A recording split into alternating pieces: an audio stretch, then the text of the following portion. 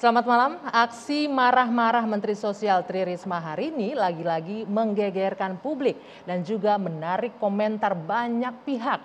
Tidak hanya itu, aksi ini juga dikecam oleh Gubernur Gorontalo Rusli Habibie dan kemudian meskipun akhirnya mereka berdua sudah saling memaafkan.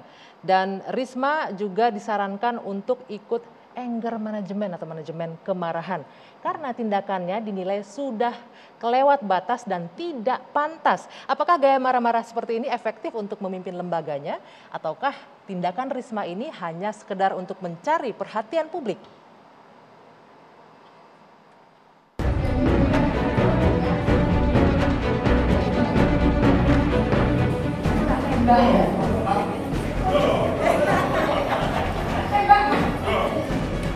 Kata-kata itulah yang sering kami jadikan.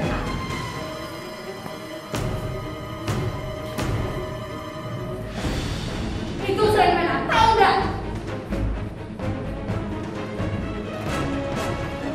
Kalau tidak ngerti, keluar dari kamu. Saya tidak pernah nyolek dan saya tidak suka daerah kita tambah. Ada yang salah, dibenarkan. Jangan dengan sikap marah-marah. Apakah dengan harus kita marah-marah bisa menyelesaikan persoalan? Kan tidak semua. Apalagi itu dilakukan oleh seorang menteri. Jadi saya sangat menyesal dengan kejadian itu yang seharusnya dan tidak pantas dilakukan oleh seorang menteri.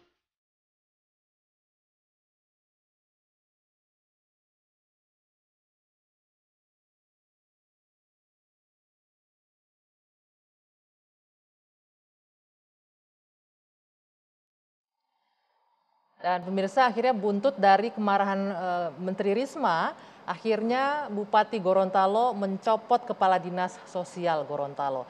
Apakah ini benar terkait karena setelah dikoreksi oleh Bu Risma atau setelah dimarahi masih banyak opini yang beredar. Dan tidak hanya itu, hari ini Bu Risma kembali beraksi namun berbeda dari beberapa waktu lalu. Hari ini Bu Risma menangis. Peristiwa ini terjadi di Takalar, Sulawesi Selatan.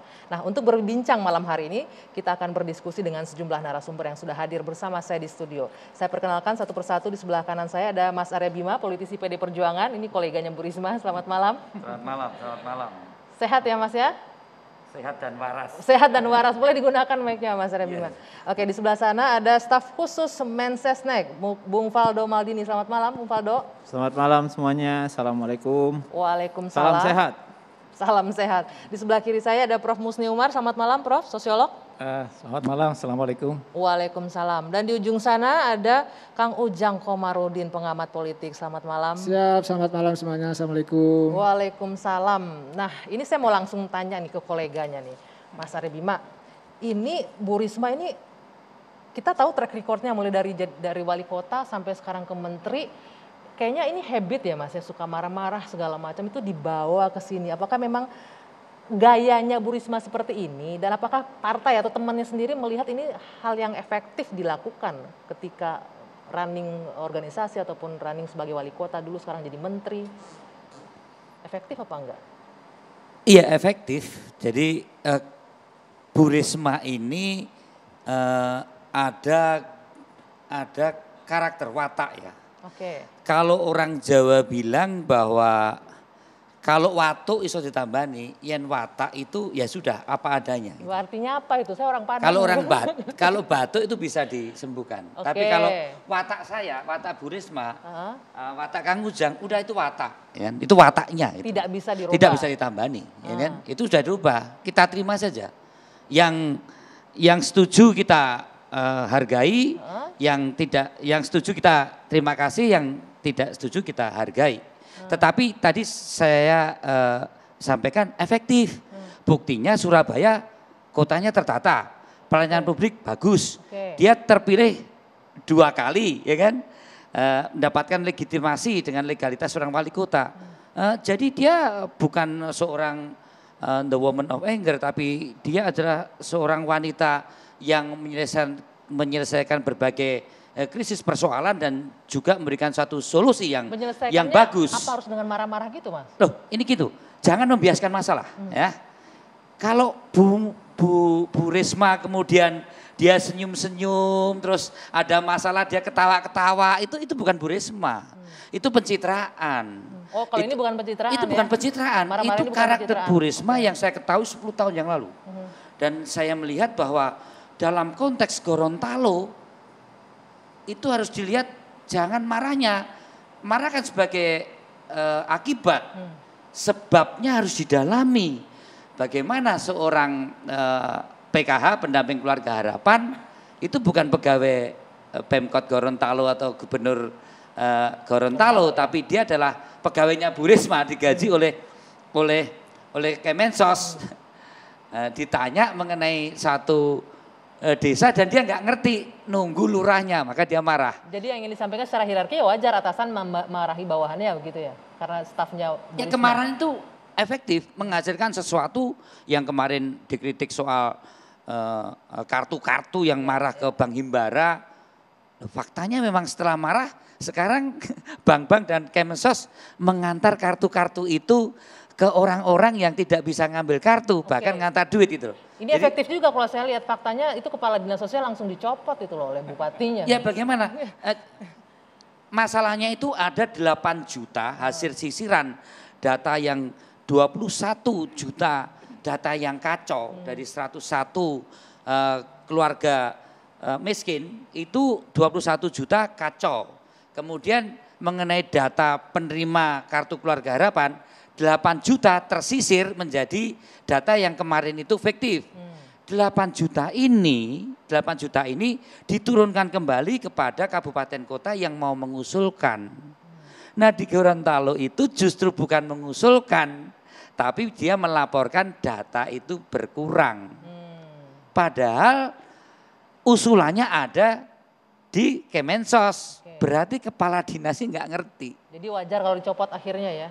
Itu oleh bukan Bu Risma karena wilayahnya adalah Bupati Gorontalo yang mencopot. Bupati Gorontalo atau wali kota, saya kurang tahu. Akses dari marah-marahnya Bu Risma. Ya efektif. Efektif. Untuk mencari seorang pejabat publik Tapi yang kalau orientasi bupatinya, publik. Saya dengar pernyataan Bupati katanya salah satu faktor akibatnya diputuskan untuk dicopot karena tidak bisa menjawab pertanyaan Bu Menteri gitu loh. Tidak mengerti, ya, tidak mengerti ya. bahwa ada satu koreksi dari data yang 21 juta ini dan kemudian ada revisi data untuk diusulkan kembali dan dia tidak tahu karena dia laporkan data kemiskinan menurun. Nah ini kalau menurut saya kok saya tidak terlalu urgent mempersoalkan kemarahannya karena sebabnya itu ada karena memang ada sesuatu untuk rakyat.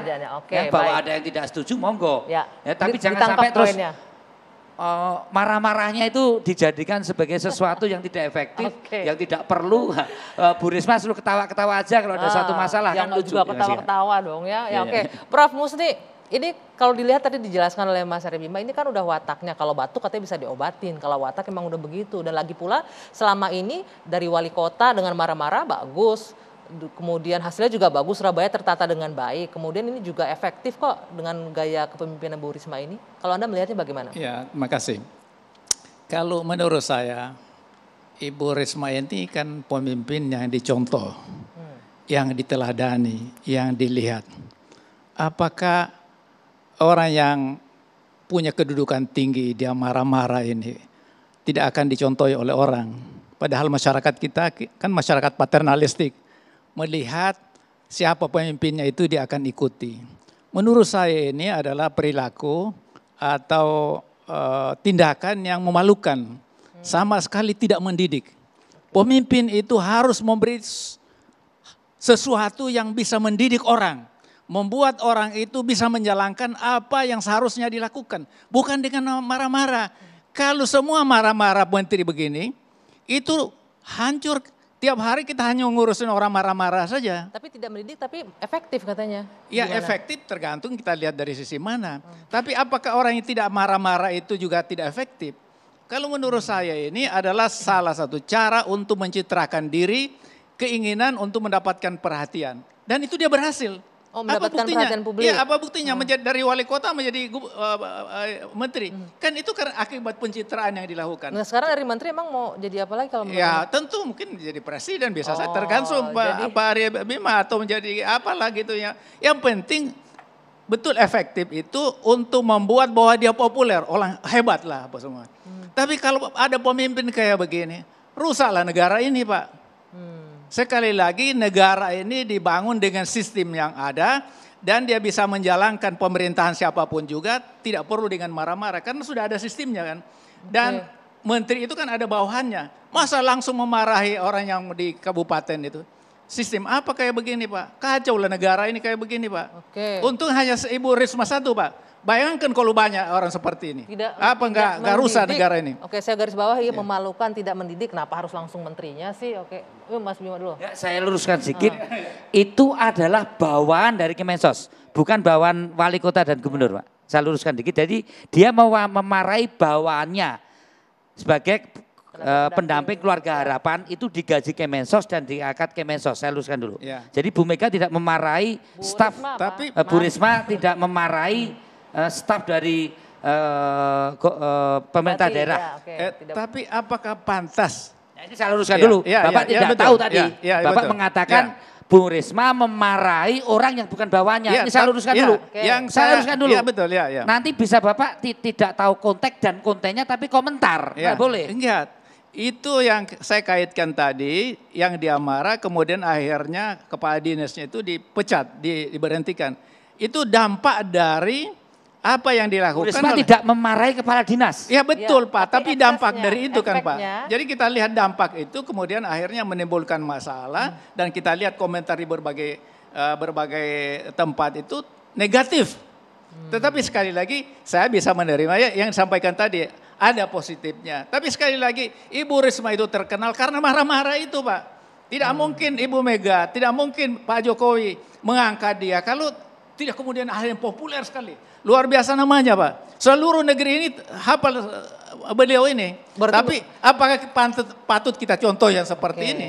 Jadi menurut saya beliau ini tidak pantas jadi menteri. Pak Arya Bima yang pantas Pak. Udah pengalaman menjadi di anggota DPR. Kemudian sangat wise dia menyampaikan pandangan Pak. Jadi justru saya minta supaya beliau yang dipromosikan untuk menggantikan orang ini nggak layak menjadi menteri. Begitu aja Pak. Faldo, ini dengan disebutkan oleh Prof. Musni bahwa ini tidak mendidik, memalukan, apalagi sebagai seorang pemimpin. Karena pola masyarakat kita ini meniru nih pemimpinnya. Nanti saya minta komentar Anda. Usai jeda, saat lagi. Dua Sisi akan kembali.